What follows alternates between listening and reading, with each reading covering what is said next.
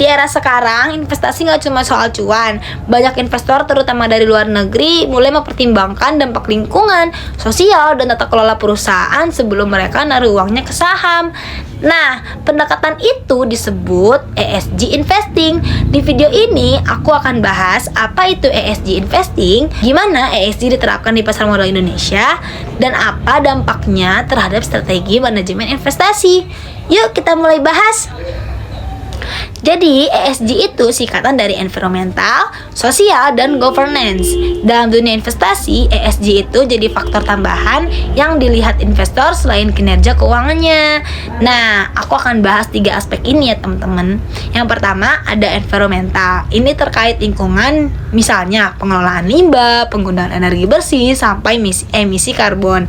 Nah, yang kedua, ada sosial. Ini soal hubungan perusahaan dengan masyarakat, kayak hak pekerja, kesetaraan gender, atau dampak sosial. Nah, yang ketiga ada governance. Ini soal tata kelola perusahaan kayak transparansi manajemen, bebas korupsi, atau struktur dewan direksi.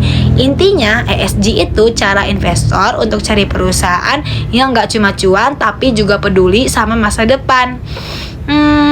Dulu investor cuma fokus ke keuntungan, tapi sekarang banyak yang mikir jangka panjang.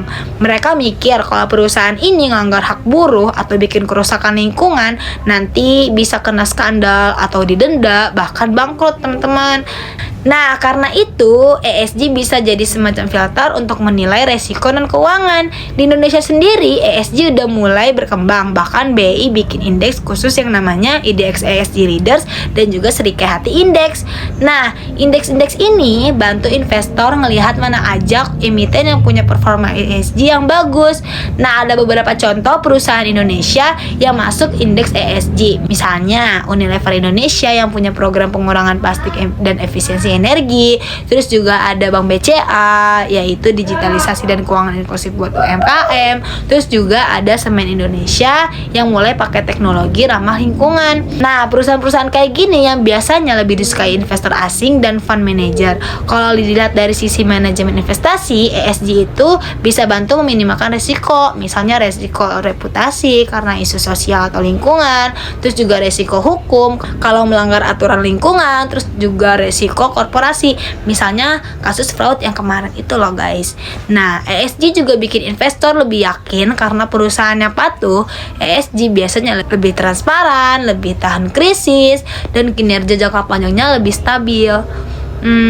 Oh iya, di Indonesia juga ESG makin didorongnya sama regulator OJK, yaitu Otoritas Jasa Keuangan, yang udah punya roadmap keuangan berkelanjutan. Dan sekarang perusahaan publik wajib bikin sustainability report lah teman-teman. Nah, BI juga sering ngadain pelatihan ESG buat emiten. Jadi ESG investing itu bukan cuma tren sementara. Ini udah jadi bagian penting dari cara investor ngambil keputusan buat kita yang belajar pasar modal dan manajemen investasi. Manajemen investasi penting banget paham ESG, biar nanti bisa jadi investor atau analis yang lebih visioner. Karena investasi yang baik itu nggak cuma soal untung, tapi juga soal dampak.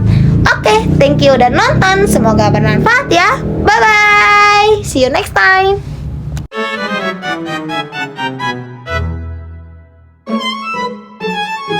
Siapa yang sukanya ngegangguin orang?